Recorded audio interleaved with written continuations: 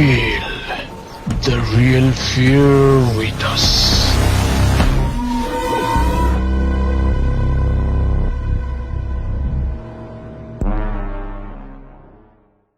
প্রিয় লিসেনার্স, আসসালামু আলাইকুম। Feel the real fear with us. সত্যিকারের ভয়ের অনুভূতি পেতে আফনান দ্য হরর ওয়ার্ল্ডের সাথেই থাকুন। দেশ ও দেশের বাইরে যে যেখান থেকে আফনান দ্য হরর ওয়ার্ল্ডের আজকের শনির রাতের ৫১তম আয়োজনের সাথে যুক্ত হচ্ছেন বা পরবর্তীতে হবেন, সকলকে জানাচ্ছি শুভেচ্ছা ও ভালোবাসা। আশা করি সবাই ভালো আছেন, সুস্থ আছেন।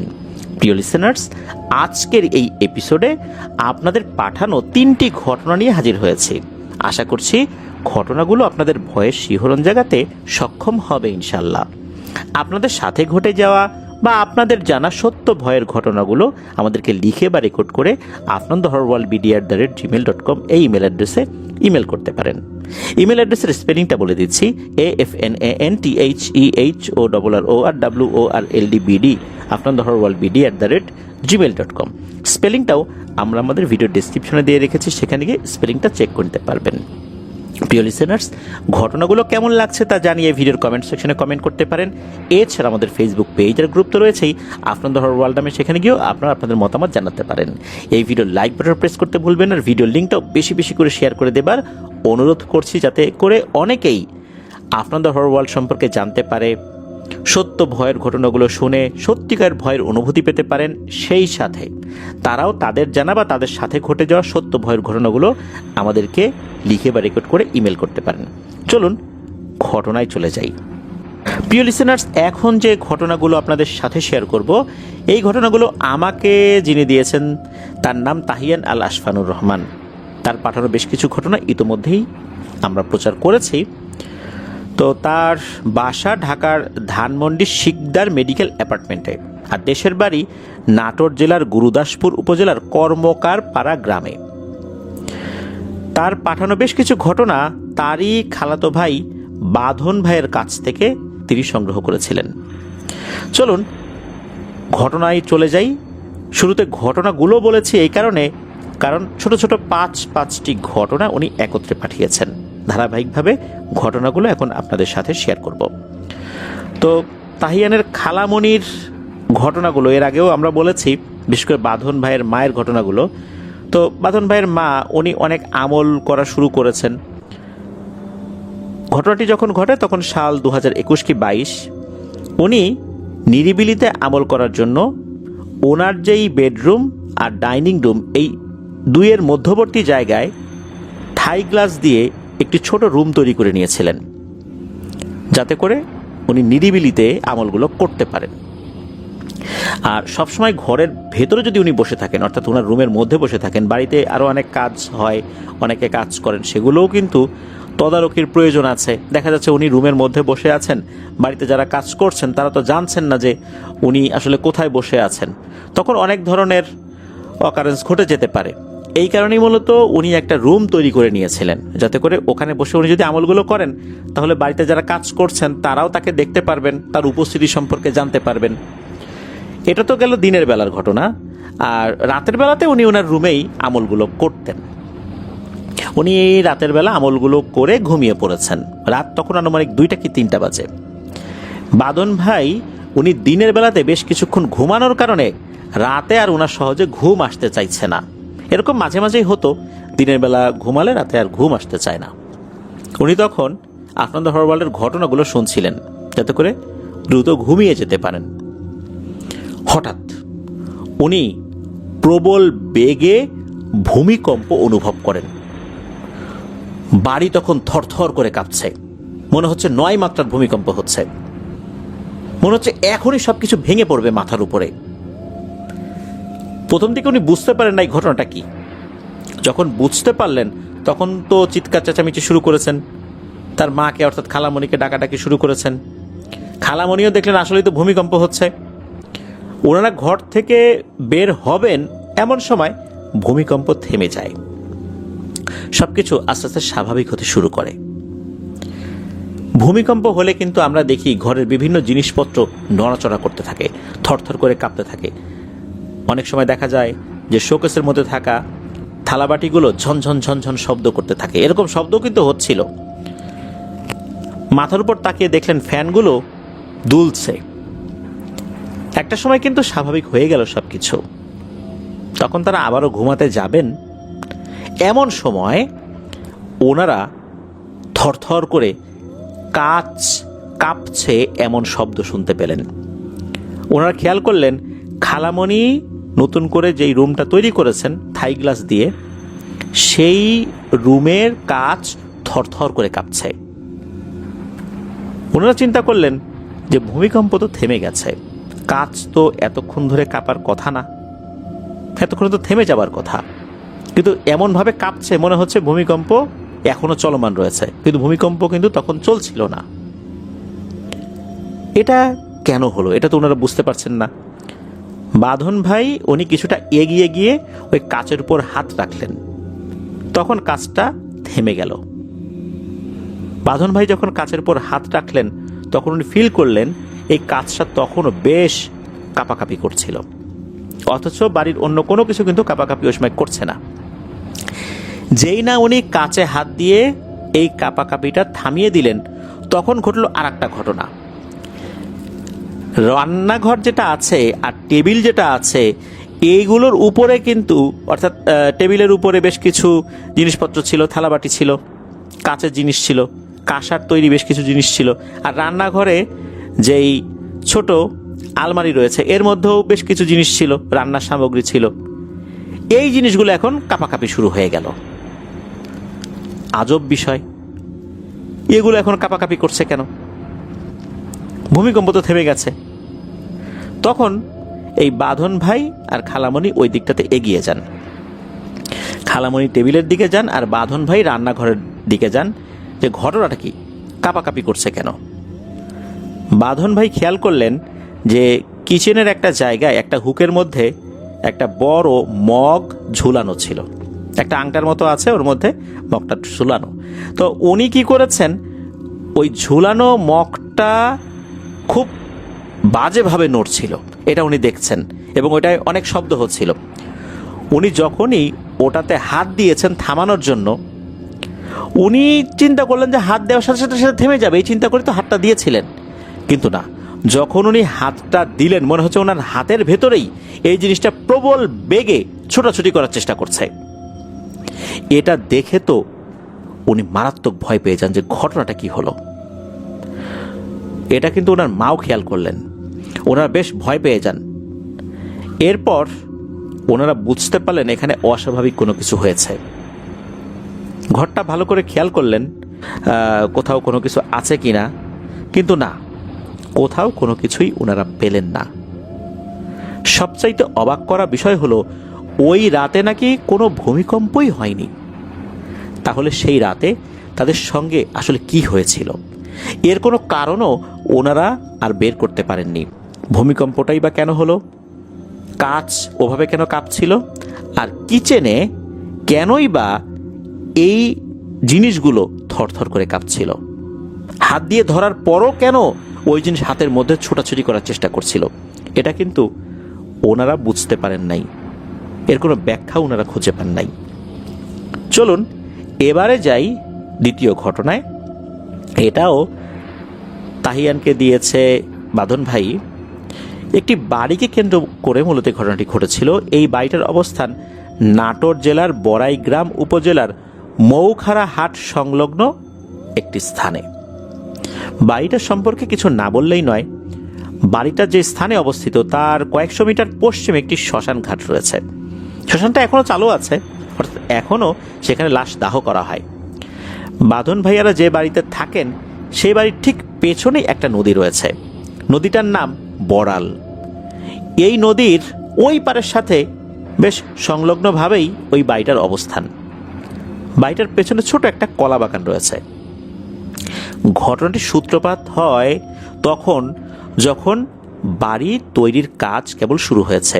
সেখানে অনেক শ্রমিক কাজ করতে দূর থেকে আসছেন, তাই তারা বাড়িতে তো ডেলি আর ফেরত যেতে পারেন না। বেশ বেলা করেই তাদের আসলে কাজ শেষ হয়। বেলা করে এই অর্থে বলছি যে তারা যখন কাজটা শেষ করেন তখন কিন্তু সন্ধ্যা লেগে যায়। তখন ওনারা বাড়ি যাবেন কিভাবে আর সকাল সকাল কিভাবে আসবেন? এই জন্য ওনাদের যাদের বাড়িগুলো দূরে ছিল তারা আর যেতেন না, যাদের বাড়ি খুব কাছাকাছি ছিল তারা চলে যেতেন।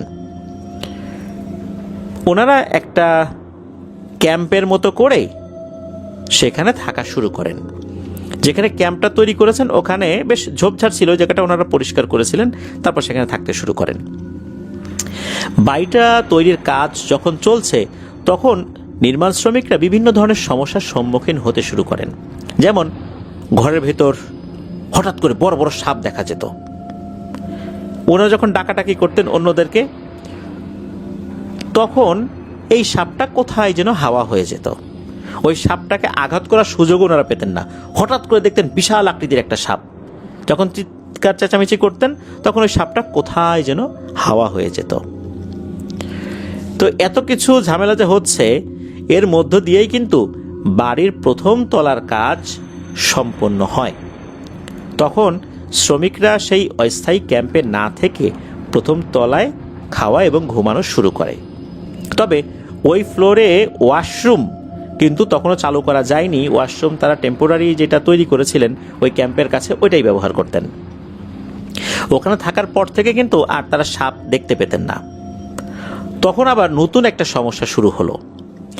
একদিন গভীর রাতে ঘুম ভেঙে গেল প্রথম তলায় ঘুমানো বেশ কিছু শ্রমিকের মধ্যে একজন শ্রমিকের। তিনি হঠাৎ করে শুনতে পান কেউ একজন দরজায় কড়া নাড়ছে। তিনি ভাবলেন এটা তার মনের ভুল। আবারও যখন কড়া নাড়ার শব্দ উনি পেলেন, উনি ভাবলেন কি ব্যাপার, এত রাতে কে কড়া নাড়ে? উনি তখন প্রশ্ন করলেন, এই বাইরে কে রে? ঠিক তখনই বাইরে থেকে আওয়াজ এলো যে ভাই, ওয়াশরুমে গেছিলাম, এসে দেখি দরজাটার খুলছে না, দরজাটা একটু খুলে দেবেন? ওই শ্রমিকের কথাগুলো শুনে যেই শ্রমিকের ঘুম ভেঙে গিয়েছিল উনি অবাক হয়ে যান। উনি চিন্তা করলেন যে কি ব্যাপার, দরজাটা আবার ভেতর থেকে আটকে গেল কেন? এভাবে তো আটকে যাওয়ার কথা না। উনি চিন্তা করলেন হয়তোবা অন্য কোনো শ্রমিক, সেও একই সময় উঠেছিল, সে জানতো না যে আরেকজন বাইরে বেরিয়েছে, সে ভেতরে ঢুকে দরজাটা আটকে দিয়েছে, এটা তো হতেই পারে। উনি উঠে দরজা যখন খুলতে যাবেন তখন দেখলেন যে দরজাটা এমনভাবে লাগানো, এটা আসলে কেউ অবচেতন মনে লাগিয়েছে বিষয়টা এরকম না। ওই দরজায় বেশ কয়েকটা জায়গায় আটকানোর ব্যবস্থা ছিল, বেশ কয়েকটা জায়গায় সিটকানি ছিল, সবগুলো সিটকানি কিন্তু লাগানো ছিল। কেউ যদি ওভাবে অবচেতনভাবে লাগায়, সবগুলো লাগানোর কথা না, তারপরও লাগাতেই পারে। উনি ওই চিন্তা করে দরজাটা খোলেন। খোলার পর যেটা দেখতে পেলেন, এটা দেখে উনি মারাত্মক ভয় পেয়ে যান। উনি দেখতে পেলেন যে সামনে যে অবয়বটা দাঁড়িয়ে আছে এটার বডিটা মানুষের মতোই, তবে মাথা নাই। গলা থেকে গল গল করে রক্ত বের হয়ে মাটিতে পড়ছে। এটা দেখে উনি ওখানে চিৎকার দিয়ে সেন্সলেস হয়ে যান। ওনার চিৎকার শুনে সেখানে ঘুমিয়ে থাকা অন্য শ্রমিকদের ঘুম ভেঙে যায়। তারা দেখেন যে শ্রমিক জ্ঞান হারিয়ে পড়ে আছে। তারপর তাকে জ্ঞান ফেরানোর চেষ্টা করা হলেও তার জ্ঞান কিন্তু ফেরেনি। দীর্ঘ 2 দিন পর তার জ্ঞান ফেরে। জ্ঞান ফেরার পর ওই রাতের ঘটনা উনি সবাইকে খুলে বলেন। এরপর সবাই জানতে পারেন ওই রাতে কি হয়েছিল। ওনার জ্ঞান ফেরার পর উনি ওখানে আর কাজ করবেন না বলে ওনার পাওনা বুঝে নিয়ে উনি চলে যান। এরপর প্রায় রাতেই শ্রমিকরা প্রায় সবাই একই ধরনের স্বপ্ন দেখতেন। তারা দেখতেন ভয়ঙ্কর দেখতে একটা কালো অবয়ব এসে তাদেরকে হুমকি দিচ্ছে, এই খবরদার, এখানে কাজ করবি না, যা বাড়িতে চলে যা, এইখানে কোনো বাড়ি ঘর হবে, তোরা চলে যা। প্রতি রাত্রেই সব শ্রমিকই এই ধরনের স্বপ্ন দেখতে থাকেন। এর মধ্যে ঘটে আর এক ঘটনা। এক রাতে একজন শ্রমিক ওয়াশরুমে যাওয়ার জন্য বাইরে বেরিয়েছেন। শুরুতে বলেছি যে ওই ঘরটা যখন তৈরি করা হয়েছিল তখন তো ওই ঘরের ওয়াশরুম ছিল, কিন্তু ওইটা তো তখনও ব্যবহার উপযোগী করা হয়নি। ঘরটাতে কোনো মতে নিচতলা কমপ্লিট হয়েছে, তখনও পানির লাইন দেওয়া হয়নি, ঘরে বিদ্যুতের লাইন দেওয়া হয়নি। শ্রমিকরা সেভাবেই নিজেদেরকে মানিয়ে নিয়েছিলেন। আর ওয়াশরুমে যাওয়ার দরকার থাকলে ওনারা বাইরে যেতেন, বাইরে ওনারা যেটা সাময়িকভাবে তৈরি করেছিলেন আর কি। তো ওই লোক হাতে একটা টর্চ লাইট নিয়ে বাইরে বের হয়েছেন। ওই রাতটা ছিল অমাবস্যার। উনি যখন ফ্রেশ হয়ে ঘরে প্রবেশ করবেন তখন হঠাৎ করে খচমচ খচমচ আওয়াজ উনি শুনতে পান। উনি মূলত ঘরে ঢোকার আগেই এই শব্দটা শুনতে পেয়েছিলেন, মনে হচ্ছে ওনার মাথার উপর থেকে ওই আওয়াজটা আসছে। উনি বুঝতে পারলেন ওনার মাথার উপর একটা গাছ রয়েছে, ওই গাছের ওখান থেকে কোনো আওয়াজ আসছে। ওনার হাতে থাকা টর্চ লাইটটা যখনই ওই উপরের দিকে মেরেছেন, উনি একটা ভয়ঙ্কর দৃশ্য দেখতে পান। উনি দেখতে পান একটা কাফনে মোড়ানো লাশ ঝুলে আছে গাছের একটা ডালে। এরপর তিনি এক দৌড়ে ঘরে প্রবেশ করেন এবং সকলকে ডেকে তোলেন এবং ঘটনাটা খুলে বলেন। তখন সবাই বাইরে বের হয়ে তারাও ওই গাছের দিকে তাকায়, কিন্তু তখন আর কিছুই দেখা যায়নি। এই ধরনের ব্যাপারগুলো পরবর্তীতে এলাকার সবার মধ্যেই জানাজানি হয়ে যায়। তবে আল্লাহর রহমতে ওই বাড়িটা সম্পূর্ণরূপে তৈরি করা হয়ে যায়। বাড়িটা তৈরি করার পর একজন ভালো রাকিকে ডেকে এনে বাড়িটাতে রুকিয়া করানো হয়, চারদিকে বন্ধ করে দেওয়ার ব্যবস্থা করা হয়। এরপর থেকে ওখানে কোনো ঘটনা ঘটেছে কিনা এখনো জানা যায়নি। চলুন এবার পরবর্তী ঘটনায় চলে যাই। তো এই ঘটনা যখন ঘটে তখন এই তাহিয়ান সে নিজেও তার পরিবারের সাথে তার নানু বাড়িতে ছিলেন। ওনাদের সঙ্গে দেখা করার জন্য বাঁধন ভাইয়া আর খালামণিও ওই মৌখারা হাট থেকে নানু বাড়িতে আসছিলেন। ওনাদের নানু বাড়ি তো কর্মকার পাড়ায়। তো মৌখারা থেকে কর্মকার পাড়া গ্রাম প্রায় 20 কিলোমিটারের কাছাকাছি হবে আর কি। মৌখারা থেকে কর্মকার পাড়া আসতে এমন একটা স্থান পড়ে যেখানে বামে কবরস্থান এবং ডানে শ্মশান ঘাট পড়ে। তো ওনারা ভ্যানে আসছিলেন, ভ্যানটা ফুল স্পিডে চলছিল। ওই রাস্তায় যানবাহন বলতে শুধু ভ্যান গাড়ি চলতো। হঠাৎ করে নাকি ওই স্থানে এসে ভ্যানটার গতি অস্বাভাবিকভাবে কমে যায়। একটা ভ্যানের উপর যদি অনেক বেশি ওজন তোলা হয় তখন গতিটা যেভাবে কমে যায় মনে হলো ওভাবে কমে গিয়েছে। অথচ ওই ভ্যানে ওই বাঁধন ভাইয়ার খালামণি ছাড়া আর কেউ ছিল না। আর ভ্যানওয়ালা তো ভ্যানের সামনের দিকে বসে আছে। ভ্যানওয়ালা ভ্যান থামিয়েছেন, সবকিছু ঠিকঠাক আছে কিনা সে চেক করে নেয়। সবকিছু তো ঠিকঠাক। এবারে ভ্যানওয়ালা বেশ ভয় পেয়ে যান। এই ঘটনাটি কিন্তু দিনের বেলায় ঘটেছে। আশেপাশে কিন্তু আরো অনেক ভ্যান আসা যাওয়া করছে, তাদের কোনো সমস্যা হচ্ছে না, কিন্তু এই ভ্যানের সমস্যা শুরু হয়ে গেছে। বেশ কিছুক্ষণ চিন্তা ভাবনা করে ওই ভ্যানওয়ালা খুব ভীত স্বরে বলে উঠলেন যে উনি আর যাবেন না।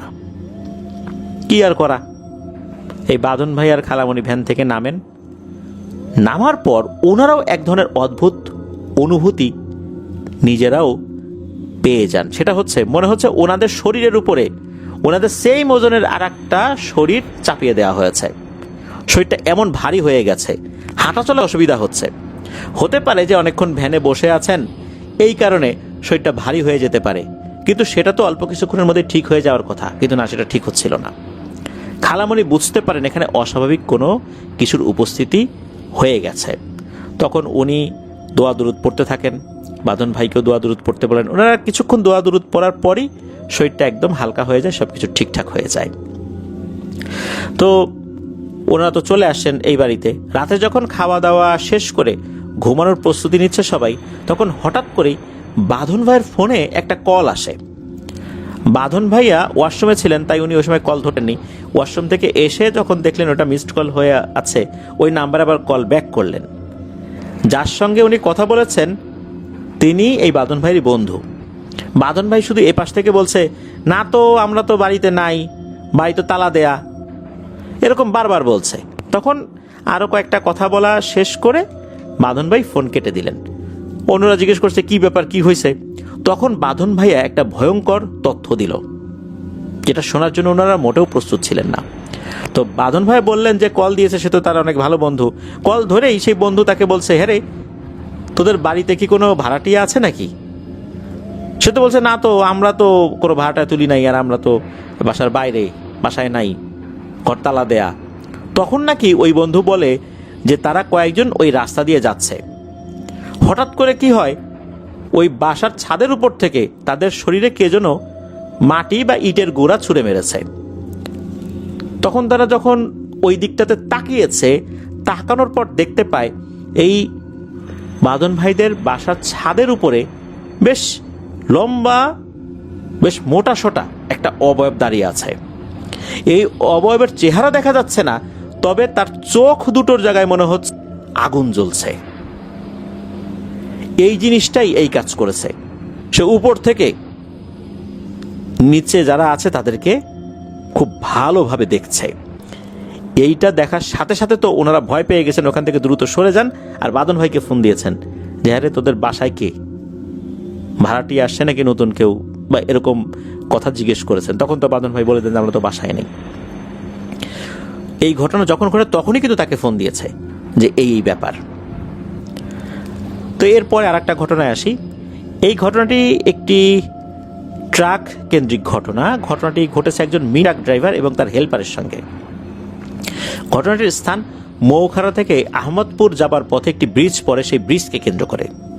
লোকমুখে শোনা যায় এই ব্রিজে নাকি অনেক মানুষ আত্মহত্যা করেছে। অনেক রাতে এই ব্রিজের কাছে আসলে সাদা একটা ছায়ামূর্তি দেখা যায়। অনেক সময় কান্নার শব্দও শোনা যায়। এটা ওই ব্রিজের আশেপাশের যে গ্রাম রয়েছে সেই গ্রামে যারা থাকেন তারা নাকি অনেকেই জানেন।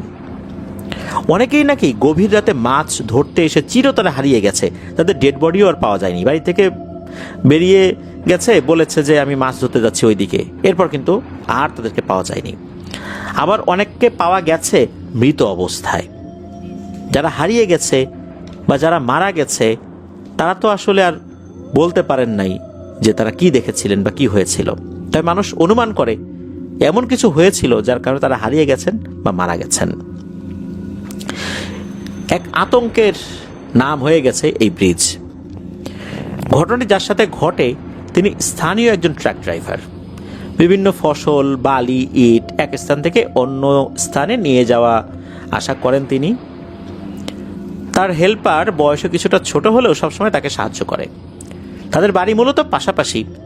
যে রাতে ঘটনাটি ঘটে সেই রাতে মাল রেখে আসতে আসতে বেশ রাত হয়ে গিয়েছে। সেদিন রাত প্রায় 12টার মতো বেজে যায়। যখন তারা মৌখারা পার করে ভয়াল সেই ব্রিজের থেকে আধা কিলোমিটার মতো দূরত্বে এসেছেন, তখন এক পাশে 5-7 জন মুরব্বী গোছের লোক দেখতে পান।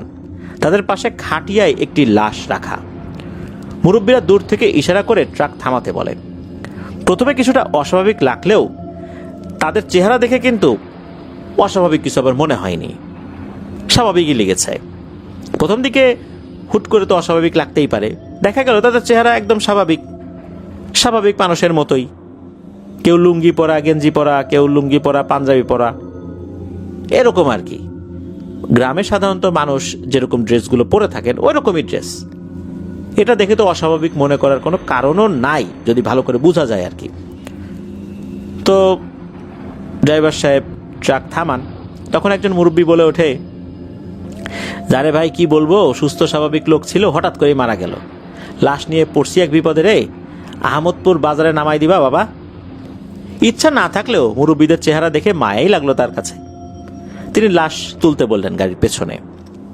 লাশ নিয়ে তারা বসলেন, এরপর গাড়ি চালানো শুরু করলেন। হঠাৎ করে মনে হলো গাড়িটা অনেক ভারী হয়ে গেছে, কারণ ওটা একটা মিনি ট্রাক ছিল। যেই কয়েকজন লোক উঠেছিলেন তারা 7-8 জন হবেন, ওই লাশ সহ আর কি।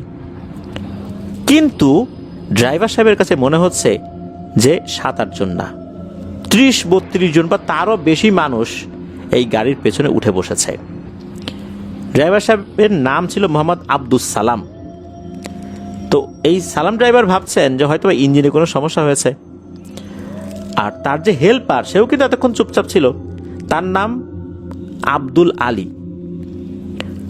হঠাৎ করেই পেছন থেকে কটমট কটমট শব্দে চমকে ওঠে আব্দুল আলী।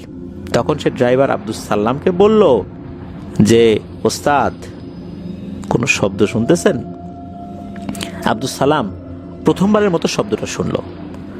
মনে হলো কেউ কোনো প্রাণীর হাড় চিবিয়ে চিবিয়ে খাচ্ছে। আর এই শব্দটা সেখান থেকেই আসছে, আর শব্দটা কিন্তু পেছন থেকে আসছে। ড্রাইভার কিন্তু আন্দাজ করতে পারলো ব্যাপারটা কি হয়েছে।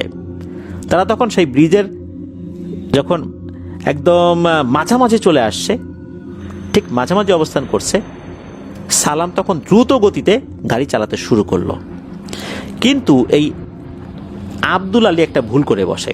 সে ঘাড় ঘুরিয়ে পেছনে তাকালো, আর সে তাকিয়ে যা দেখতে পেল এটা দেখে সে মারাত্মক ভয় পেল।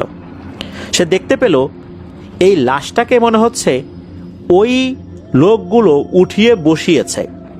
কেউ হাতটা দুই পাশে ছড়িয়ে দিয়েছে, কেউ পায়ের দিকে ঝুঁকে পড়ে আছে, আর যারা হাতটা দুই দিকে ছড়িয়ে রেখেছে মনে হচ্ছে তারা হাতের উপর কামড়ে কামড়ে লাশের মাংসগুলো খাচ্ছে, আর যারা পায়ের উপরে ঝুঁকে পড়ে আছে তারাও মনে হচ্ছে পায়ের উপর থেকে মাংস চিবিয়ে চিবিয়ে খাচ্ছে।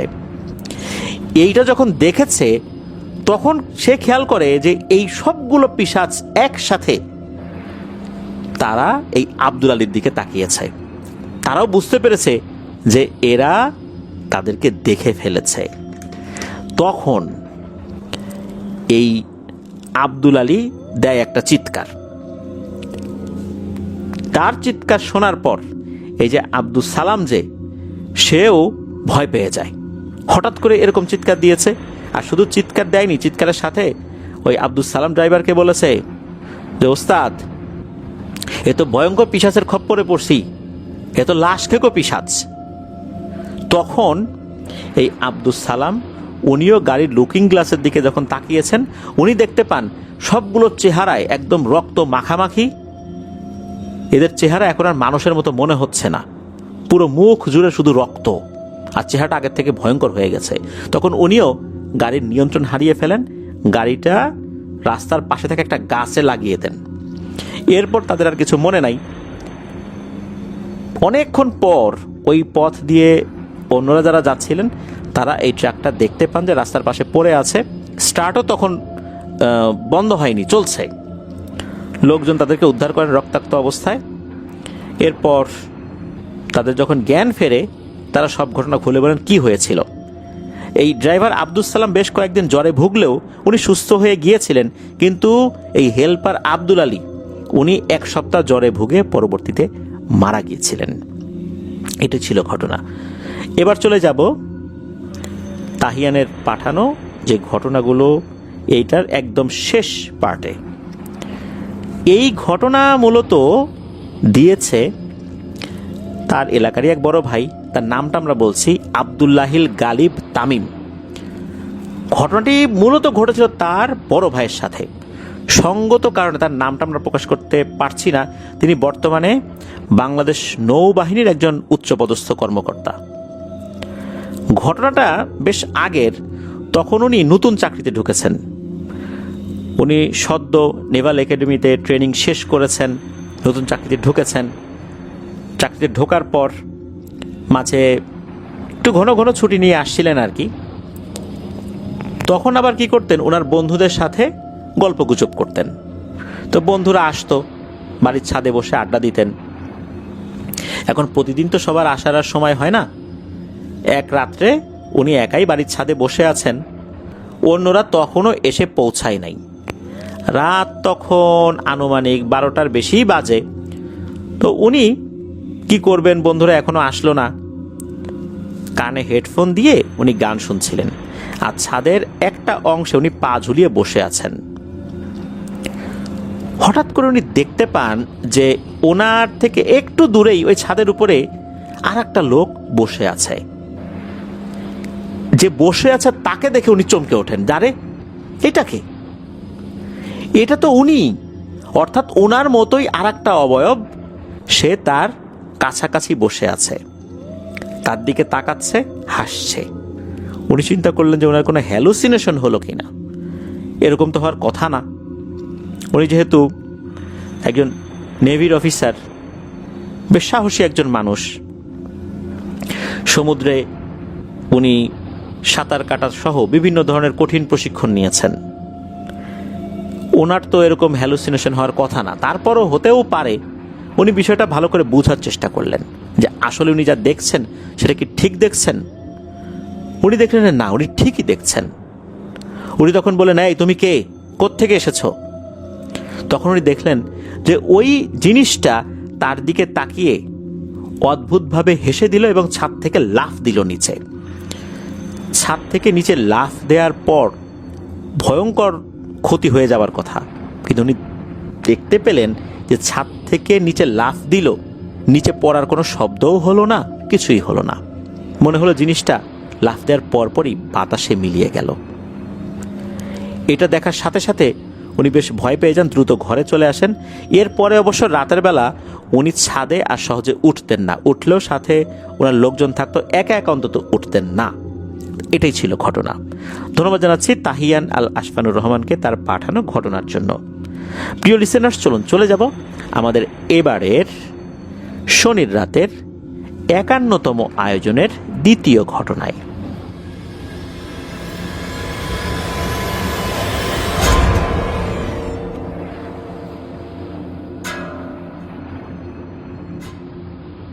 ফিরে এলাম প্রিয় লিসেনার্স আমাদের এবারে শনির রাতের 51তম আয়োজনের দ্বিতীয় ঘটনায়। এখন যে ঘটনাটি আপনাদের সাথে শেয়ার করব, এই ঘটনাটি একটি অডিও ক্লিপ ছিল, প্রায় 48 মিনিটের একটি অডিও ক্লিপ। এই অডিও ক্লিপটা শুনতে গিয়ে আমাকে বেশ বেগ পেতে হয়েছে, কেননা আমি যখন এই অডিও ক্লিপটা শুনছিলাম এর মধ্যে অনেকগুলো ছোট ছোট ঘটনা ছিল। এই ঘটনাগুলো একটার সাথে আর একটা সরাসরি কোনোটা রিলেটেড, আবার কোনোটা সরাসরি রিলেটেড না। দেখা যাচ্ছে এই ঘটনাগুলোর যে সিকোয়েন্সগুলো এগুলো বেশ এলোমেলো ছিল।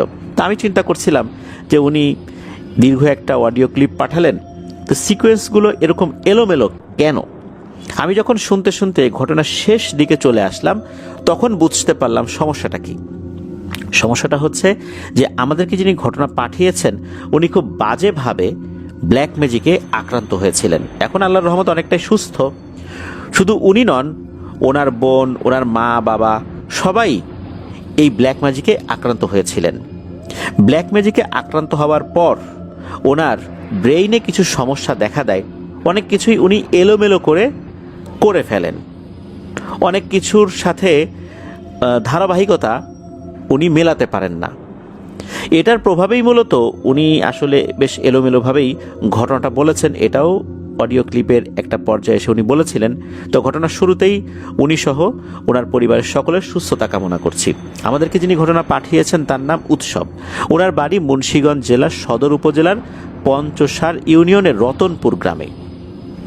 মুন্সিগঞ্জে ওনাদের যে বাড়িটা, এইটা ওনারা 1983 সালের দিকে জ্যোতির্ময় দাস নামক একজন প্রভাবশালী হিন্দু ব্যক্তির কাছ থেকে কিনেছিলেন।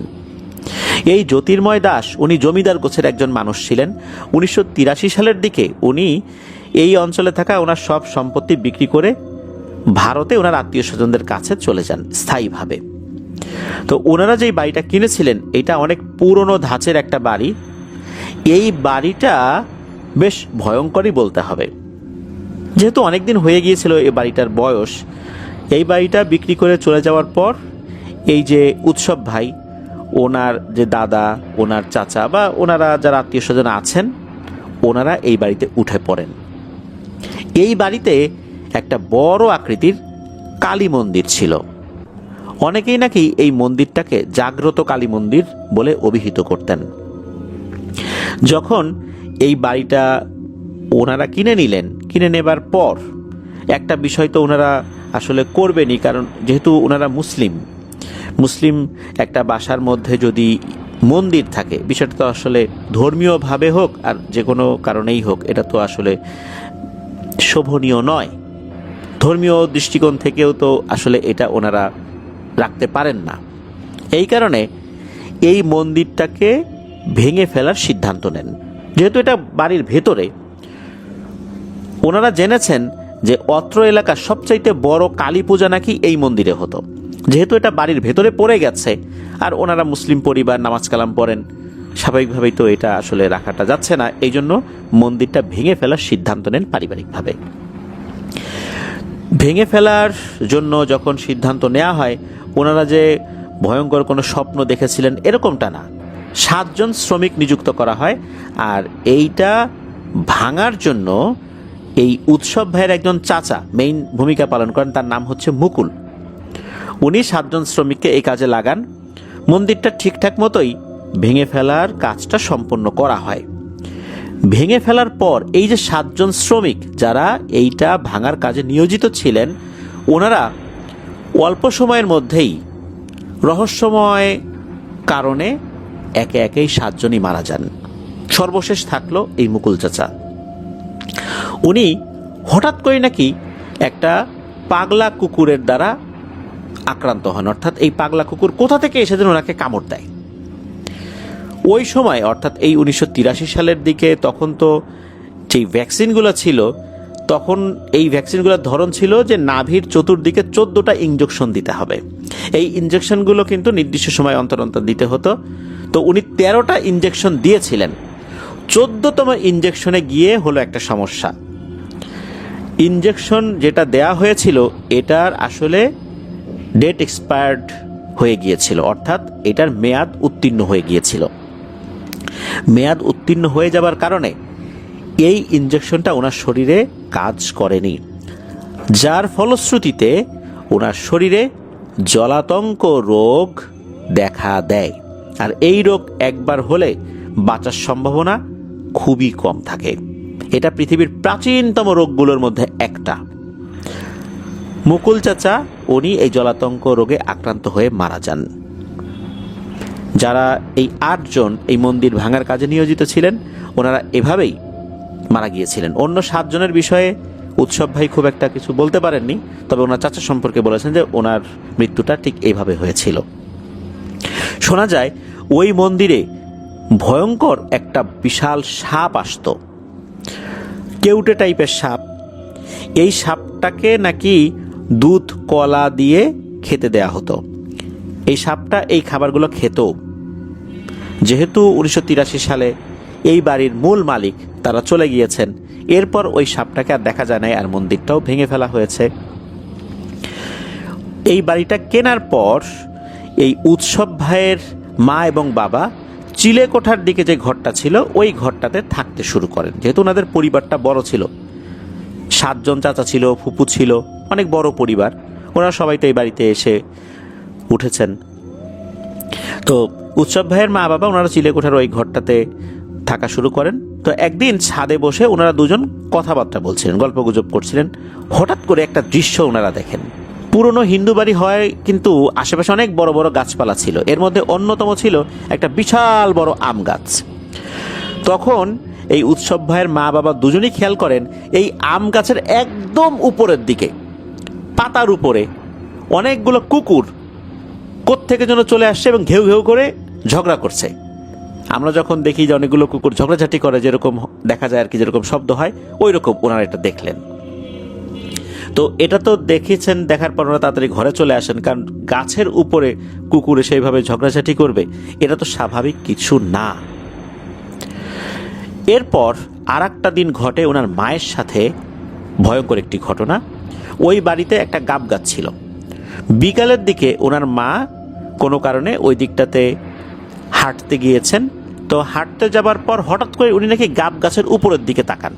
তাকানোর সাথে সাথেই উনি ধপাস করে সেন্সলেস হয়ে উপর হয়ে মাটিতে পড়ে যান। উনি যখন মাটিতে পড়েন ওনার মুখের এক পাশ খুব বাজেভাবে আঘাতপ্রাপ্ত হয়েছিল, অনেকদিন ধরে ট্রিটমেন্ট করাতে হয়েছিল। তো যখন উনি পড়ে যান এরপর থেকে ওনার রক্ত বমি শুরু হয়। তখন তো বাড়ির অন্য সদস্যরা বলেন যে দ্রুত হসপিটালে নিতে হবে। কেউ কেউ আবার বলেন যে না, হসপিটালে নিলে লাভ হবে না, হসপিটালে যদি নিতেই হয় পরে, এখন যে কাজটি করতে হবে সেটা হচ্ছে যে তাকে ভালো একটা কবিরাজ দেখাতে হবে। ওই এলাকায় নাম করা একজন কবিরাজ ছিলেন, তার নাম সাধু। সবাই সাধু বলে ডাকতেন, সঙ্গত কারণে তার নামটা আমরা বলছি না, যদিও বা উৎসব ভাই তার নামটা বলেছেন। তো এই সাধুকে ডেকে আনা হয়। উনি অত্র এলাকা সহ আশেপাশের অনেক এরিয়ায় বেশ নাম করা ছিলেন, অনেক জটিল জটিল জিন রিলেটেড সমস্যার সমাধান করেছিলেন। উনি আসেন, আসার পর উনি ঝাড়ফুঁক করে দেন। তো আল্লাহর রহমতে এই সমস্যাটা কেটে যায়। সুস্থ হতে 3-4 দিন সময় লেগেছিল, তবে ওনার মুখের যেই অংশে আঘাত লেগেছিল এইটা মেডিকেল ট্রিটমেন্টে আস্তে আস্তে আস্তে আস্তে ভালো হয়েছিল আর কি। যেহেতু এটা শারীরিকভাবে একটা অংশ বাইরে থেকে আঘাতপ্রাপ্ত হয়েছে, এইটার যে ট্রিটমেন্ট সেই ট্রিটমেন্টটা উনি নিয়েছিলেন। উৎসব ভাই বলেছেন একদিন ওনার দাদি উনি দেখলেন যে ওনার বাসার পাশে যে একটা চালতা গাছ আছে, অর্থাৎ ওই বাড়িতে তো অনেক গাছ ছিল, ফলের গাছ ছিল, তারপরে কাঠের গাছ ছিল, তো বড় আকৃতি একটা চালতা গাছ ছিল। উনি দেখেন সন্ধ্যার দিকে ওই চালতা গাছের উপরে সাদা শাড়ি পরা একটা নারী অবয়ব বসে আছে। উনি জাস্ট এতটুকুই দেখেছিলেন। এরকম সমস্যা কিন্তু অনেক হতো, ছোটখাটো সমস্যা, এটা বলতে গেলে আসলে শেষ করা যাবে না। এখন এই সমস্যা তো সমাধান করার দরকার। কি করা যায়, বিভিন্নভাবে ওনারা ট্রিটমেন্ট করেছিলেন এই সমস্যা সমাধানের জন্য, কিন্তু তেমন কোনো লাভ হয়নি। উৎসব ভাইয়ের মায়ের দুঃসম্পর্কের এক খালা, অর্থাৎ যিনি আবার উৎসব ভাইয়ের নানি হন, মায়ের খালা ওনার সম্পর্কে নানি হন আর কি, ওনার সাথে নাকি খুব শক্তিশালী একটা জিন ছিল। চিন্তা করলেন যে তার কাছে যাওয়া যেতে পারে। তো সেই খালা থাকতেন আবার চাঁদপুরে, ওনার শ্বশুর বাড়িতে আর কি। সেখানে গিয়েছেন। এই খালার একটা বিশেষত্ব ছিল, উনি নাকি পানিতে নেমে গোসল করতে পারতেন না। চাঁদপুর তো নদী এরিয়া, ওখানে নদী, খাল, বিল, পুকুর এগুলোই বেশি, কিন্তু উনি পানিতে যে নেমে গোসল করবেন, ডুব দিবেন, এটা পারতেন না। উনি পানির কাছে যাওয়া মাত্রই নাকি পানির রং কালো হয়ে যেত, হঠাৎ করে পানির মধ্যে এক ধরনের পাক সৃষ্টি হতো। এরকম ভয়ঙ্কর জিনিস উনি দেখতেন। শুধু উনি দেখতেন না, ওনার আশেপাশের অনেকেই দেখেছেন। অনেকেই নাকি দেখেছেন পানির ভেতর থেকে কিছু একটা এসে ওনাকে ধরে নিয়ে যাওয়ার চেষ্টা করছে। এই কারণেই মূলত উনি কোথাও গেলে বা উনি যখন বাড়িতেই থাকতেন, তখন এই ধরনের ডোবা, নালা, খাল, বিল, নদীতে নেমে উনি আসলে গোসল করতে পারতেন না। উনি যদি গোসল একান্তই করতে হয়, সেক্ষেত্রে একটা মগ নিয়ে উপরিভাগে থেকে ওই মগে পানি নিয়ে গোসল করতেন। আর ঘরের ভিতরে যেই গোসলখানা আছে সেটা তো আছেই। এটা তো পরবর্তীতে যখন বাড়িঘর নতুন করে তৈরি করা হয়েছে তখন এইভাবে এই সিস্টেমে তৈরি করা হয়েছে। শুরুর দিকে তো আসলে গ্রামগঞ্জের ঘর বাড়িগুলো এরকম ছিল না। ওই খালার কাছে যান। তো ওই খালার কাছে গিয়েছেন, গিয়ে কথাবার্তা প্রথমে বলেছেন যে কেমন আছিস, ভালো মন্দ, এরকম কিছু টুকিটাকি কথাবার্তা হয়েছে। সন্ধ্যার পরপরই হঠাৎ করে খালা বলতেছে যে আমার খুব ঘুম পাচ্ছে। তখন কিন্তু এই যে উৎসব ভাইও ছিল ওনার মায়ের সাথে উনিও গিয়েছিলেন সেখানে। উনি মানে খুব ঘুম পাচ্ছে, সন্ধ্যার পরে হঠাৎ করে ওনার খুব ঘুম পাচ্ছে, উনি ঘুমিয়ে পড়েন। 5 থেকে 7 মিনিট পর হঠাৎ করে উনি চিৎকার দিয়ে ওঠেন, ওরে আল্লাহ রে, এটা কি দেখলাম রে, এরকম বলছেন উনি। তো কি হয়েছে? তখন উনি এমন পুঙ্খানুপুঙ্খভাবে ওই বাড়ির বিবরণ দেন, অথচ উনি কখনোই ওই বাড়িতে যান নাই। অর্থাৎ উৎসব ভাইয়ের যে দাদা বাড়ি, যেটা নতুন কেনা হয়েছে, সেখানে তো এই খালা কখনো যান নাই। উনি বলেন যে উনি দেখলেন ওই বাড়িতে একটা জায়গা রয়েছে যেখানে একটা সময় নাচ গান হতো। আসলেই ওই জ্যোতির্ময় দাসের পূর্বপুরুষ যারা ছিলেন তারা একটা ঘর বানিয়েছিলেন যেখানে নাচ গান হতো। ওইটা এখন তো ওইভাবে আর নেই, তবে ওখানে যে একটা ঘর ছিল ওইটার একটা ফ্লোরের অবশিষ্ট অংশ, এটা বোঝা যায়। ওইটা তো ওখানে আছে। তো উনি বললেন যে এরকম একটা জায়গা আছে যেখানে নাচ গান হতো, আর বাড়ির একটা পাশে, এটা ঢুকেই বাম সাইডে উপরে একটা জায়গায় ওম লেখা আছে। তো উনি দেখছেন যে এরকম দুটা জায়গায় এরকম ওম লেখা আছে।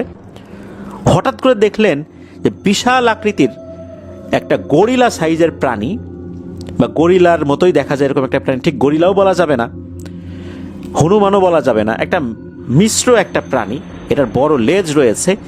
এই জিনিসটা নাকি খালাকে বলছে, বাড়ি বন্ধ করবি, আয় আয়, দেখি তোর কেমন সাহস, আসিস পারলে এখানে, এমনটা বলেছে। আর এই জিনিসটা দেখেই উনি লাফ দিয়ে উঠে পড়েছেন। হঠাৎ করে ওই সময় ওনার প্রবল বেগে ঘুম চলে আসা, আর ওই সময় স্বপ্নের মধ্যে এই জিনিসটা দেখা, এটা নিশ্চয়ই এক ভয়ঙ্কর ব্যাপার ছিল। উনি বুঝতে পারলেন যে ওখানে গিয়ে উনি আসলে বাড়ি বন্ধ করতে পারবেন না। কি করা যায়? তখন উনি কিছু তদবির দিয়ে দিয়েছিলেন। উৎসব ভাইকে একটা মাদুলি দিয়ে দিয়েছিলেন, পরিবার সবাইকেই মাদুলি দিয়ে দিয়েছিলেন। তবে উনি বলেছিলেন যে এই মাদুলিগুলো দীর্ঘমেয়াদে আসলে শরীর রাখার প্রয়োজন নাই, ব্যবহার করতে করতে একটা সময় শরীর থেকে খুলে পড়ে যাবে। হয়েছিল তাই। উৎসব ভাই জানান যে ওনার শরীর থেকে ওই মাদুলিটা আসলে এমনভাবে হারিয়ে গিয়েছে উনি ওভাবে বলতেও পারেন না, আর পরে খুঁজেও পাননি। এই তো গেল এই বাড়ি রিলেটেড বিষয়, যেটা আসলে চলমান রয়েছে। এরকম অনেক ছোটখাটো বিষয় ওখানে চলমান রয়েছে। এই বাড়িটা দখলে নেবার জন্য অনেক বড় বড় রাজনীতিবিদের হস্তক্ষেপও কেউ কেউ করেছেন। তার নামও বলেছেন, সেই রাজনীতিবিদের নাম বলেছেন, উনি এমপি ছিলেন একজন, তো তার নাম বলেছেন। তারপর যিনি এই কাজটা করছেন তার নামও বলেছেন, সঙ্গত কারণে আমরা সেটা বলতে চাচ্ছি না। এই বাড়িটা দখলে নেয়ার জন্যই মূলত বিভিন্ন লোকের উপরে কালো জাদুর আশ্রয় নেওয়া হয়েছে। শুধু তাই না, পারিবারিকভাবেও বিভিন্ন লোকজন অর্থাৎ তাদের রক্তের সম্পর্কের আত্মীয়রাও হিংসার বশবর্তী হয়ে কিন্তু এই উৎসব ভাই, ওনার বোন, ওনার মা বাবা, তাদের উপরেও কিন্তু কালো জাদু করেছেন। উৎসব ভাই জানিয়েছেন যে ওনার এবং ওনার ছোট বোনের বিয়ে কিন্তু এই কালো জাদু করে আটকে রাখা হয়েছিল। ওনার ছোট বোনকে দেখতে এসে পাত্রপক্ষ তখনই বিয়ে দিয়ে নিয়ে যায় আর কি তার বোনকে, কিন্তু তারা চলে যাওয়ার পর আর কোনো যোগাযোগ করে না। এমন ঘটনা কিন্তু অনেকবার হয়েছে। উৎসব ভাইয়ের বিয়েও আটকে রাখা হয়েছিল। আল্লাহর রহমতে এখন তাদের সবারই বিয়ে শাদী হয়ে গিয়েছে। উৎসব ভাই একটা ছবি পাঠিয়েছেন আমাদেরকে, যেখানে কালো জাদুর উপকরণগুলো দেখা যাচ্ছে। সেখানে স্পষ্টভাবে লেখা রয়েছে তার পরিবারের সদস্যদের নাম, যে তার ক্ষতি হোক, তার বোনের নাম লেখা আছে, তার নাম লেখা আছে। ভুজ পাতার উপরে কালো জাদু করা হয়েছে, সেই ছবিটাও উনি আমাদেরকে পাঠিয়েছেন। তবে সঙ্গত কারণে সেটা আমরা আপলোড করব না, কারণ এগুলো আমরা আসলে চাই না আপলোড করতে। উৎসব ভাই জানিয়েছেন যে ওনাদের এই বাড়ি থেকে কিছুটা দূরে একটা ব্রিজ রয়েছে। এই ব্রিজটা অনেক আগে থেকেই বেশ ভয়ঙ্কর।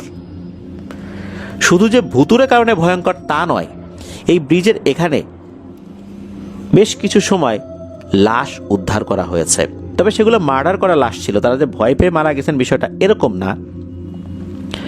একদিনের ঘটনা, উৎসব ভাই বাড়িতে আছেন, তার এক বন্ধু ওই ব্রিজের দুই পাশে যে রেলিংয়ের মতো থাকে সিমেন্ট বা কংক্রিট দিয়ে তৈরি করা, ওইটার উপর বসে উৎসব ভাইকে ফোন দিয়েছেন যে উৎসব আয় একটু গল্প গুজব করি। তো উনি বলছেন ঠিক আছে তুই একটু বস, আমি আসছি। কিছুক্ষণ পরেই যখন উৎসব ভাই ওইদিকে গিয়েছেন, দেখেন তার বন্ধু নাই।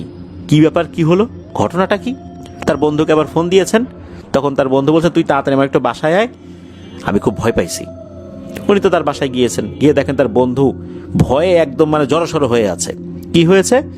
তখন তার বন্ধু বললেন যে উৎসব ভাইকে উনি ফোন দিলেন, ফোন দেওয়ার পর তো উনি বসে আছেন, উৎসব ভাইয়ের আসতেও তো 5-7 মিনিট সময় লাগবে হেঁটে আসতে। ওই ব্রিজটার এপাশ ওপাশ দুপাশে কিন্তু বাঁশঝাড় রয়েছে। এক পাশের বাঁশঝাড়ের সাথে বেশ কিছু জঙ্গলের মতো অন্য গাছও রয়েছে। পাশে একটা খাল, এই খালের উপরেই মূলত এই ছোট ব্রিজটা তৈরি করা। হঠাৎ করে এই বন্ধু দেখে যে খরমর খরমর আওয়াজ, ভারী কোনো কিছু যদি সরে আসে এক জায়গা থেকে আরেক জায়গা যায়, কিরকম শব্দ হয় ওরকম শব্দ। তখন উৎসব ভাইয়ের এই বন্ধু দেখছেন এই যে সে যেই পাশে বসে রয়েছে তার উল্টো পাশে তো বাঁশঝাড় রয়েছে, মনে হচ্ছে এই বাঁশঝাড় যেই অংশটা মাটি সহ আস্তে আস্তে তার দিকে এগিয়ে আসছে, আর এই বাঁশগুলো খুব ভয়ঙ্করভাবে নড়াচড়া করছে। এগিয়ে আসতে আসতে তার অনেক কাছাকাছি চলে এসেছে। বাঁশের যে পাতাগুলো রয়েছে সেগুলোও অনেকটা স্পষ্ট উনি দেখতে পাচ্ছেন। মাটি সমেত এই বাঁশঝাড় তার এত কাছে চলে এসেছে, এটা দেখেই তো উনি ভয় পান। উনি তখন দৌড়ে বাড়িতে চলে যান। এই ঘটনাটা যে একটা ঘটনা তা কিন্তু না, আরও রয়েছে। উৎসব ভাই উনি ওনার পরিবারের আরও অনেক সদস্যদেরকে নিয়েও এক রাতের বেলা ওই ব্রিজের ওখানে বসেছিলেন। উনি দেখলেন যে ব্রিজের এক পাশ, দুপাশেই তো বাঁশঝাড় রয়েছে, এক পাশ থেকে কে যেন নিচ থেকে উঠল। চাঁদের আলো তো স্পষ্ট দেখতে পেলেন যে ব্যক্তিটা উঠল তার বয়স 60 কি 65 এরকম একটা বয়সী ব্যক্তি। তাকে দেখে হঠাৎ করে অস্বাভাবিক বলে মনে হচ্ছে না। এই লোকটা উঠল, উঠে সে হেঁটে হেঁটে আসছে। ওইখানে আবার শুকনো কিছু পাতা পড়েছিল। সে যে পদক্ষেপ ফেলছে ওই শুকনো পাতার মর্মর আওয়াজও উৎসব ভাই শুনতে পেলেন। হঠাৎ করে দেখলেন যে এই জিনিসটা নাই। তখন অন্যদেরকে বললেন যে কিরে এরকম একটা জিনিস দেখলাম, এটা কোথায় গেল? অন্যরা বললেন যে এরকম শব্দ তো পেলাম আমরাও, কিন্তু আমরা খেয়াল করি নাই। এরকম একটা ঘটনা হলো। এছাড়াও কিন্তু বিভিন্ন সময় ভয়ঙ্কর আকৃতির আলো দেখেছেন ওই ব্রিজের ওখানে। একবার উৎসব ভাই ওই রাস্তা দিয়ে ফিরছিলেন, ওই 3 রাস্তার মোড়ের ওই দিকটা দিয়ে। হঠাৎ করে উনি ফিল করলেন যে উনি যেই জায়গাটাতে এখন চলে এসেছেন সেই জায়গার টেম্পারেচার অনেক হাই। আমরা যদি একদম চুলার কাছে গিয়ে দাঁড়াই গরমকালে, তাও আমরা গরমকালেও যদি চুলার কাছে গিয়ে দাঁড়াই, সেখানকার টেম্পারেচারটা আমাদের শরীরে কেমন লাগতে পারে, একটা আগুনের হলকা এসে শরীরে লাগে। ওনার কাছে মনে হলো উনি এমন একটা জায়গায় চলে এসেছেন যেখানকার টেম্পারেচার 60 ডিগ্রি সেলসিয়াসের উপরে হয়ে যাবে, অথচ ওই সময় কিন্তু হালকা শীতকাল চলছিল। উনি চিন্তা করেন, কি ব্যাপার, আমি হঠাৎ করে এইরকম অনুভূতি ফিল করছি কেন, আমার শরীরে এমন লাগছে কেন। উনি দ্রুত পেছন দিকে না তাকিয়ে বাসায় চলে যান। এরকম অনেক ঘটনা কিন্তু ওখানে ঘটেছে। যখন ওনারা বুঝতে পারলেন যে ওনারা এই ব্ল্যাক ম্যাজিকে আক্রান্ত হয়েছেন, ওনারা একজন ভালো কবিরাজের কাছে গিয়েছিলেন। ওই কবিরাজের সাথে থাকা জিন নাকি পবিত্র হেরেম শরীফ অর্থাৎ মক্কার মুনাওয়ারা, যেটা হারামের পাশেই থাকেন। আর এই জিনটা খুব একটা বেশি বাংলায় কথা বলতে পারেন না, উনি সিংহভাগ কথা আরবিতেই বলেন। জিনেদের মধ্যে দেখা যাচ্ছে যে তারা যেই এলাকায় যায় তারা কিন্তু ভাষা ক্যাপচার করে নিতে পারে, সেখানকার ভাষায় কথা বলতে পারে। তবে এই জিনটা নাকি অনেক কষ্টে ভাঙা ভাঙা বাংলায় কথা বলতে পারতেন, ম্যাক্সিমাম কথাগুলো আরবিতে বলতেন। ওই জিনটা এসে জানায় যে এই যে যেই বাড়িটা, এই বাড়ির পাশ দিয়ে বেশ কিছু পিশাচ শ্রেণীর জিনের চলাচল রয়েছে। আর এইখানে একটা জিন থাকে যার বয়স ৭,৫০০ বছর। এই যে যে গরম বাতাসটা, এইটা মূলত ওই জিনটা সৃষ্টি করেছিল। ওই সময় জিনের মুখোমুখি হয়ে যায়, আর সময়টা ছিল সন্ধ্যার পরপর। ওই জিনটা আবার যদি তাকে পায় তাহলে কিন্তু তার ভয়ঙ্কর ক্ষতি করবে। এরপর নাকি ওই জিনটা ওই ৭,৫০০ বছর বয়সী ওই জিনের সাথে যোগাযোগ করেছে, অনেক তর্কাতর্কি হয়েছে। একটা পর্যায়ে নাকি ওই জিনটা এই কথা বলেছে যে দুটো সময় যদি উৎসব ভাইকে আবার সে দেখে, বিশেষ করে দুপুর 1টার দিকে আর সন্ধ্যা যখন হয়ে গেছে এই সময়টায় যদি ওই রাস্তায় পায় তাহলে কিন্তু সে বড় ধরনের ক্ষতি করবে, এরকম কথা কিন্তু বলেছে। আর ওই জিনটা বিশেষ করে যেটা ওই যে মক্কাতুল মুনাওয়ারার যে জিনটা, সে এই উৎসব ভাই, তার বোন, তার মা বাবা, তাদের উপরে থাকা কালো জাদুটা রুকিয়া করে নাকি কেটে দিয়েছিলেন। এরপর ওনারা অনেকটাই আল্লাহর রহমতে সুস্থ হয়ে গিয়েছেন। ওনাদের যে বাড়িটা, অর্থাৎ ওনার দাদা যে বাড়িটা কিনেছিলেন, ওই বাড়িতে কিন্তু বিভিন্ন সময় নাটকের শুটিং হয়েছে। অনেক পুরনো বাড়ি তো, যেই ধরনের নাটকের গল্পের সাথে এই বাড়িগুলোর একটা মিল রয়েছে, সেক্ষেত্রে তারা এই জায়গাটা বেছে নিয়েছেন, তারা শুটিংও করেছেন এখানে। এখানে এখনো অনেক লোকজন থাকে, তবে দেখা যাচ্ছে যে পূর্বপুরুষ যারা ছিলেন এই বাড়ির, তারা তো হিন্দু সম্প্রদায়ের লোক ছিলেন, তারা বিভিন্ন ধরনের পূজা অর্চনা করতেন। সেখানে এক ধরনের পরিবেশ কিন্তু ছিল। যখন এটা পরবর্তীতে মুসলিমরা কিনে নিলেন, তারা চলে গেলেন, তারা তো তাদের মতো করে বাড়িটা সাজাবেন। কিন্তু এই বাড়িতে থাকা সুপার ন্যাচারাল এন্টিটি বা জিন যেগুলো রয়েছে, তারা তো হঠাৎ করেই এই পরিবর্তনটা মেনে নিতে পারে নাই, তারাও খাপ খাইয়ে নিতে পারে নাই। এই কারণেই বিভিন্ন সময় তারা বিভিন্ন ধরনের ভয় ভীতি দেখিয়েছেন, এমনটাই জানিয়েছেন উৎসব ভাই। এরকম বেশ কিছু ছোট ছোট ঘটনা আমাদেরকে উনি জানিয়েছেন। প্রিয় লিসেনার্স, এই যে 3 রাস্তার যে মোড়, এই মোড়টা বেশ ভয়ঙ্কর। উনি জানিয়েছেন যে অনেক মানুষ এখানে নাকি ভয় পেয়েছে। তো ওনার বলা ঘটনাটা আমরা এ পর্যন্তই রাখতে চাই।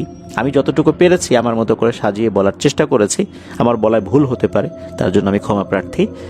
প্রিয় লিসেনার, চলুন চলে যাব আমাদের এবারের শনির রাতের তৃতীয় এবং শেষ ঘটনায়।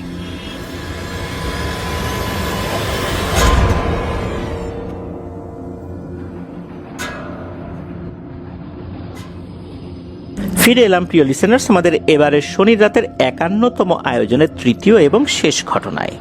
ঘটনাগুলো কেমন লাগছে তা জানিয়ে ভিডিওর কমেন্ট সেকশনে কমেন্ট করতে ভুলবেন না। এছাড়া আমাদের ফেসবুক পেজ আর গ্রুপ তো রয়েছে আপনাদের হরর ওয়ার্ল্ড নামে, সেখানে গিয়েও আপনারা আপনাদের মতামত জানাতে পারেন। আপনাদের জানা বা আপনাদের সাথে ঘটে যাওয়া সত্য ভয়ের ঘটনাগুলো আমাদেরকে লিখে বা রেকর্ড করে afnanthehorrorworldbd@gmail.com এই ইমেল অ্যাড্রেসে ইমেল করতে পারেন। ইমেল অ্যাড্রেসের স্পেলিংটা বলে দিচ্ছি, AFNANTHEHORRORWORLDBD afnanthehorrorworldbd@gmail.com। এই ভিডিও লাইক বাটন প্রেস করতে ভুলবেন না, ভিডিও লিঙ্কটাও বেশি বেশি করে শেয়ার করে দেবার অনুরোধ করছি। প্রিয় লিসেনার্স, এখন যে ঘটনাটি শেয়ার করব এই ঘটনাটিও আমাকে দিয়েছেন তাহিয়ান আল আশফানুর রহমান। তাহিয়ান আল আশফানুর রহমান গভর্নমেন্ট ল্যাবরেটরি কলেজে 10ম শ্রেণীর বিজ্ঞান বিভাগে অধ্যয়নরত রয়েছেন। তো এই ঘটনাটি তাহিয়ান সংগ্রহ করেছেন তারই ক্লাসমেটের কাছ থেকে। তো ক্লাসমেটের নামটা আমরা সঙ্গত কারণে বলছি না। আর ক্লাসমেটের যিনি বাবা, উনি কিন্তু বাংলাদেশ পাট গবেষণা ইনস্টিটিউটে গুরুত্বপূর্ণ একটা দায়িত্বে আছেন। এই কারণে ওনার ছদ্মনাম ছাড়া যদি অরিজিনাল নামটা আমরা বলি তাহলে অনেকেই ওনাকে চিনে ফেলতে পারেন। তাছাড়া আত্মীয় স্বজনদের মধ্যেও এই বিষয়টা জানাজানি হলে কিছুটা সমস্যা হতে পারে। এই জন্য ওনার নামের আংশিক আমরা নিলাম। ওনার নামের লাস্টের শেষে উদ্দিন আছে, আমরা তার নাম দিলাম জসিম উদ্দিন। তো উনি ছোটবেলা থেকেই খুবই ভদ্র, নম্র, নামাজি এবং মেধাবী স্টুডেন্ট ছিলেন। ওনাদের বাড়ি বাংলাদেশের দক্ষিণবঙ্গের একটি জেলাতে। ছোটবেলা থেকেই উনি এমন একজন মানুষ ছিলেন, সাধারণত দেখা যায় যে ছোট বয়সে অনেকেই অনেক দুষ্টামি করে, বাড়িতে নালিশ আসে। ওনার নামে কিন্তু কখনোই কোনো নালিশ আসতো না, শুধু প্রশংসাই মানুষ করত। উনি যখন ক্লাস 8-এ উঠে গেলেন তখন একটা সমস্যা দেখা দিল, সেটা হচ্ছে বাড়ি থেকে স্কুলের দূরত্ব বেশি ছিল। প্রতিদিন আসা যাওয়া করা, আর ক্লাস 8-এ উঠে যাবার পর পড়াশোনার চাপও বেড়ে গেল। পরিবার থেকে সিদ্ধান্ত নেওয়া হলো যে স্কুলের হোস্টেলে তাকে উঠিয়ে দেয়া হবে। পরবর্তীতে আবার সিদ্ধান্ত পরিবর্তন করা হলো। সিদ্ধান্ত এটাই হলো যে স্কুলের কাছেই তার এক চাচির বাড়ি, সেখানে তাকে রেখে লেখাপড়া করানো হবে। সেই চাচির বাড়িতে তাকে রাখা হলো, উনি লেখাপড়া করছেন। ওই চাচির একটা ছেলে ছিল, সে কিন্তু ওনার বয়সী ছিল, অর্থাৎ এই জসিমউদ্দিন আঙ্কেলের বয়সী ছিল। এই ছেলে ছিল আবার টোটালি তার বিপরীত, অর্থাৎ এই জসিমউদ্দিন আঙ্কেলের বিপরীত। জসিমউদ্দিন আঙ্কেল লেখাপড়া করতেন, নামাজি ছিলেন, অধমপায়ী ছিলেন, খুব ভালো একজন মানুষ ছিলেন। কিন্তু এই ছেলেটা লেখাপড়া করতো না, ধূমপান করত, আর মেয়েদেরকে উত্ত্যক্ত করা তার একটা নেশা হয়ে গিয়েছিল। সে এই জসিমউদ্দিন আঙ্কেলকেও সাথে নিয়ে এই কাজগুলো করতে চাইতেন। এদিকে উনি তো এগুলো পছন্দ করতেন না, উনি যেতেন না, উনি এড়িয়ে এড়িয়ে চলতেন। এদিকে তার চাচির ছেলে অর্থাৎ চাচাতো ভাই যে তাকে এইভাবে বিরক্ত করছে, উনি চাচাতো ভাইয়ের নামে নালিশও করতে পারতেন না। ওই বাড়িতে আছেন, লেখাপড়া করছেন, নালিশ করলে একটা সময় ওনারাও বিরক্ত হবেন, আর এই চাচাতো ভাইও ক্ষিপ্ত হয়ে বিভিন্ন ধরনের সমস্যার সৃষ্টি করতে পারে, যেহেতু সে লোকটা বেশ একটা সুবিধার না। এই জন্য উনি এড়িয়ে এড়িয়ে চলতেন, নালিশও করতেন না, বাট এড়িয়ে চলতেন। এইভাবেই চলতে থাকে সময়। একটা পর্যায়ে সেই চাচাতো ভাই আর এই জসিমউদ্দিন আঙ্কেল দুজনই এসএসসি পরীক্ষা দিতে বসেন, রেজাল্ট হয়। ওই সময় তো এরকম জিপিএ সিস্টেম ছিল না, ডিভিশন সিস্টেম ছিল। তখন এই জসিমউদ্দিন আঙ্কেল ফার্স্ট ডিভিশনে এসএসসি পাস করেন, আর ওই ছেলে অর্থাৎ চাচির ছেলে সে পাস তো দূরের কথা, অনেকগুলো সাবজেক্টে ফেল করেছে। জসিমউদ্দিন আঙ্কেল পরবর্তীতে একটা ভালো কলেজে ভর্তি হন। যখন ভর্তি হয়েছেন এরপর থেকেই তার সাথে একটা সমস্যা শুরু হয়ে যায়। এমনিতে উনি সব কিছু ঠিকঠাক মতো কাজ করতে পারেন, লেখাপড়া করছেন, সব কিছু ঠিকঠাক। যখনই কোনো পরীক্ষা আসে, অর্থাৎ কলেজে তো ওনার অর্ধবার্ষিক পরীক্ষা, তারপর বিভিন্ন ধরনের পরীক্ষা থাকে না, তো এই ধরনের পরীক্ষাগুলোর সময় যখনই আসতো, অর্থাৎ সকালবেলা যদি পরীক্ষা থাকে, রাতের বেলা ওনার ডান হাত ফুলে যেত। যন্ত্রণায় উনি ছটফট করতেন, কান্নাকাটি করতেন, এত যন্ত্রণা, উনি কোনোভাবেই পরীক্ষার খাতায় লিখতে পারতেন না। যখনই পরীক্ষার সময় শেষ, আস্তে আস্তে ওনার যন্ত্রণাও ভালো হয়ে যেত, হাত যে ফুলে যেত এটাও কমে যেত। যেহেতু তখনও এইচএসসি পরীক্ষা অর্থাৎ ইন্টারমিডিয়েট পরীক্ষা আসে নাই, মানে ফাইনাল যে ইন্টারমিডিয়েট পরীক্ষা, বোর্ড পরীক্ষা যেটা, সেটা আসে নাই। এর আগে যেই পরীক্ষাগুলো আছে সেগুলোতে এই সমস্যাগুলো দেখা দিচ্ছিল। উনি ওনার পরিবারকে বিষয়টা জানানোর পর এই জসিমউদ্দিন আঙ্কেলের বাবা উনি চিন্তা করলেন, মনে হয় সে একটা ভান ধরেছে, লেখাপড়ায় এখন আর আগের মতো মনোযোগী সে না, এই জন্য এরকম বলছে। শুরুর দিকে ওনারা এটা চিন্তা ভাবনা করলেও পরবর্তীতে দেখা গেল যখন টেস্ট পরীক্ষার সময় চলে এসেছে, তখন সত্যি পরীক্ষার আগের রাতে তার হাত ফুলে গেছে। আর পরীক্ষার যেই দিন অর্থাৎ পরের দিন পরীক্ষা শেষে তার হাত ফোলাটা আবার কমে গেছে। এরপর ওনার টনক নড়ে যে আসলেই তো তাই, ছেলেরা তো ঠিকই বলেছে, এখানে অন্য কোনো সমস্যা শুরু হয়েছে। আর আরও একটা সমস্যা কিন্তু চলমান ছিল, সেটা হচ্ছে উনি ঘুমের ঘোরে ভয়ঙ্কর ভয়ঙ্কর সব স্বপ্ন দেখতেন। উনি শারীরিক মানসিক দুইভাবেই আস্তে আস্তে অসুস্থ হতে থাকেন। ইন্টারমিডিয়েট ফাইনাল পরীক্ষা যত কাছে আসতে থাকে উনি তত অসুস্থ হতে থাকেন।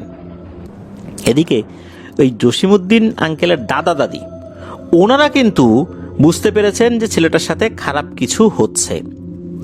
তখন ওনারা জসিমউদ্দিন আঙ্কেলের বাবাকে বললেন, ছেলেটাকে আগে ডাক্তার দেখাও, দেখো ডাক্তার কি বলে। ডাক্তার যদি কোনো সমস্যা ধরতে না পারে তাহলে অন্য কিছু বুঝতে হবে। তো ডাক্তার দেখানো হলো, ডাক্তার কিছু পরীক্ষা নিরীক্ষা করার পরেও যখন কোনো কিছুই ধরতে পারলেন না, তখন তার দাদা দাদি নিশ্চিত হলেন এই ছেলেটার অন্য কোনো ধরনের সমস্যা হয়েছে। স্থানীয় কিছু হুজুরকে ডাকা হলো, তারা তাদের মতো করে ঝাড়ফুঁক করে গেলেন, কিন্তু এই সমস্যার কোনো উন্নতি হলো না, একই রকম থাকলো।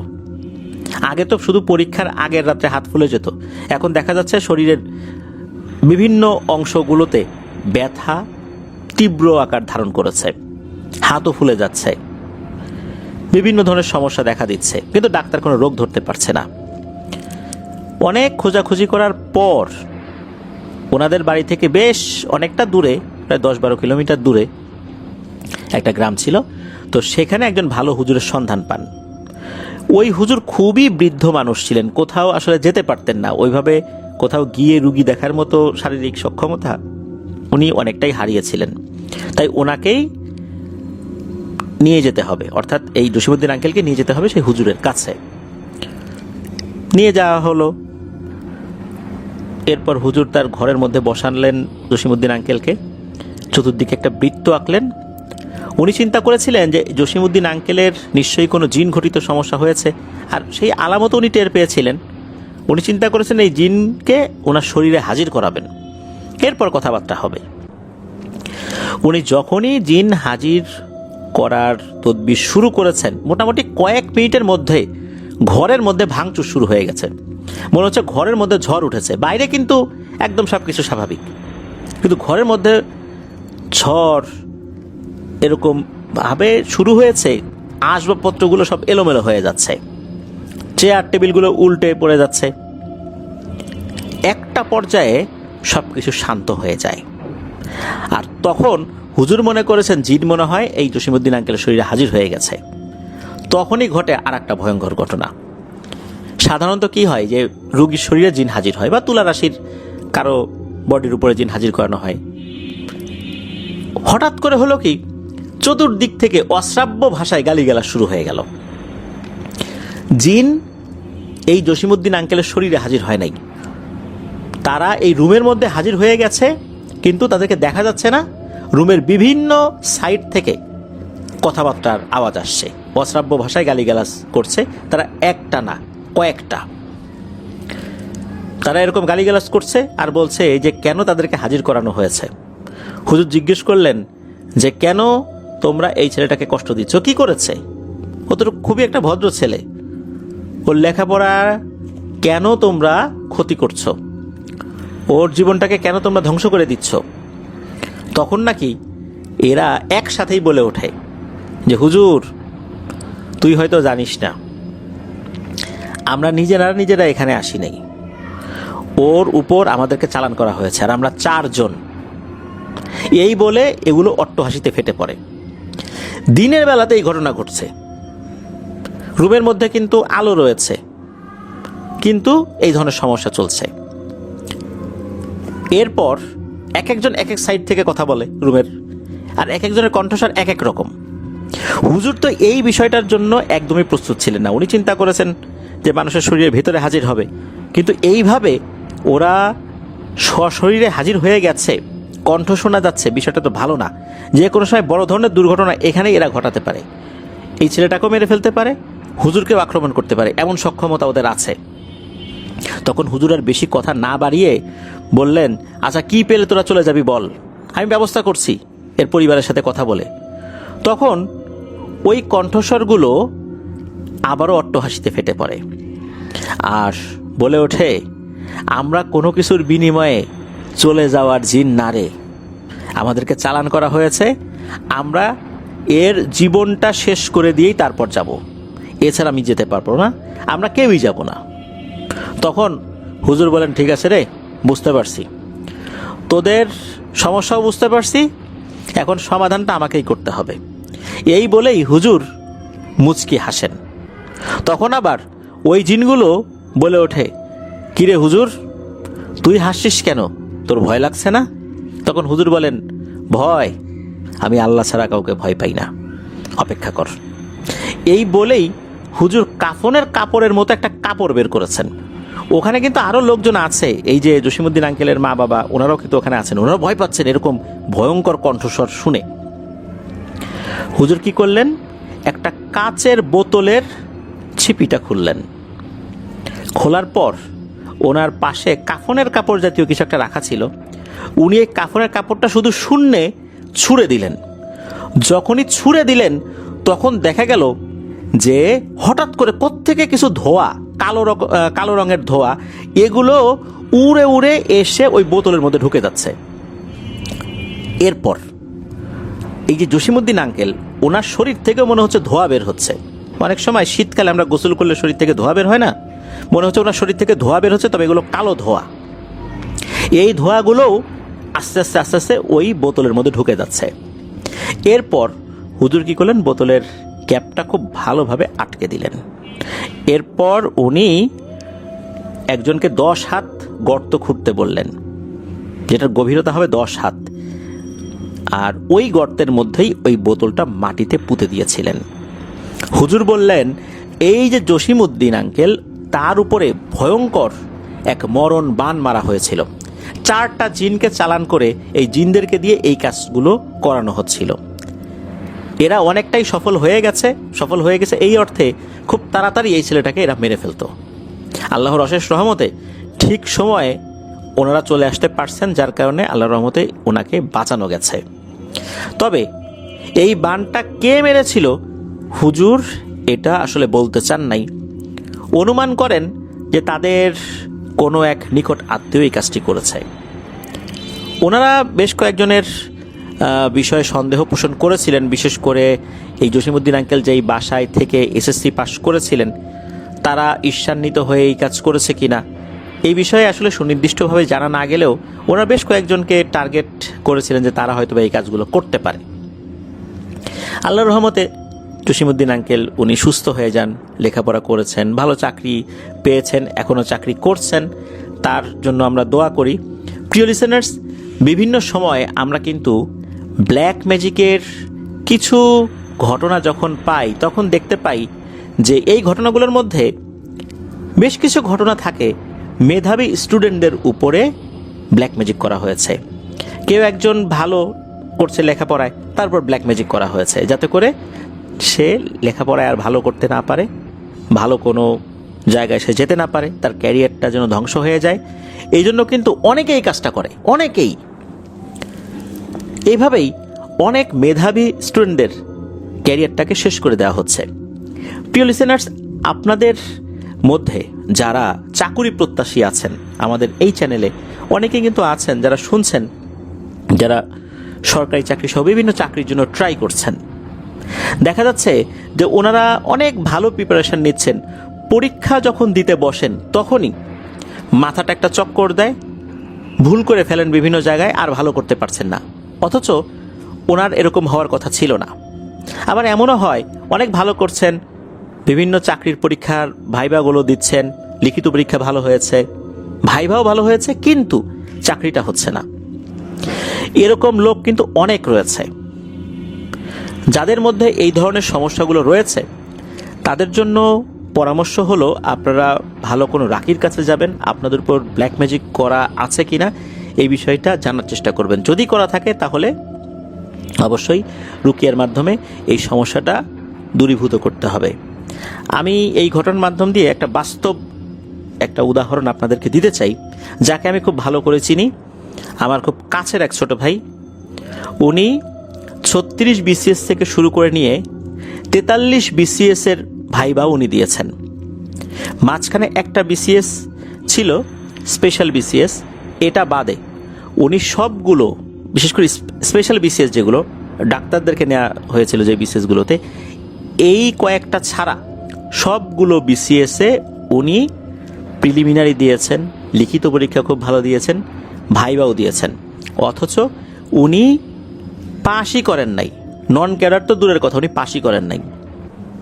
উনি যখন এই ধরনের প্রবলেম ফেস করছিলেন, আমি এই বিষয়টা বুঝতে পারি। তখন উনি, আমার যতদূর মনে পড়ে, যে 38 BCS-এর প্রিলিমিনারি উনি দিয়েছেন।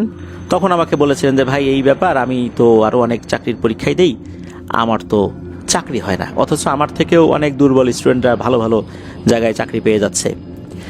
সে কোনো চাকরি পায় না, অথচ লিখিত পরীক্ষায় তার নাম্বার অনেক বেশি থাকে। কেন হচ্ছিল না? আমার সন্দেহ লাগলো।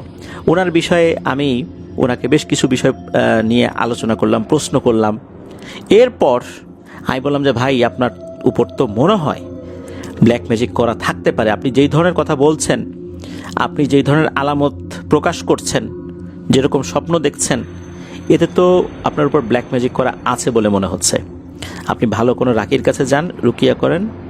কিন্তু উনি আসলে যান নাই, বিভিন্ন কারণেই উনি আর যান নাই। অবশেষে ওনার চাকরির বয়সও শেষ হয়ে গেছে, এখনও উনি কোনো চাকরি করছেন না। হতাশা ওনাকে গ্রাস করেছে, খুবই মারাত্মকভাবে হতাশ উনি। ওনার সাথে যারা লেখাপড়া করতেন, ওনার অনেক ভালো ভালো জায়গায় চলে গেছেন, কিন্তু ওনার কোনো জায়গায় চাকরি হয়নি। শেষ পর্যন্ত অতি সাধারণ যে চাকরিগুলো আছে, সেই চাকরির জন্যও উনি পরীক্ষা দিয়েছিলেন। এখন এমন একটা অবস্থা, উনি প্রিলিমিনারি অর্থাৎ MCQ যে দাগাতে হয়, এই পরীক্ষাগুলোতে উনি এখন আর উত্তীর্ণ হচ্ছেন না।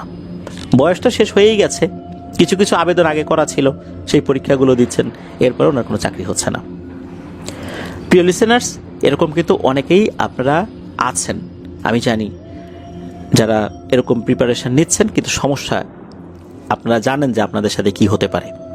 আপনারা জানেন যে আপনাদের পরিবারে এরকম হিংসুক লোক কেউ আছে কিনা, যারা আপনাদের উপর এরকম ব্ল্যাক ম্যাজিক করে থাকতে পারে।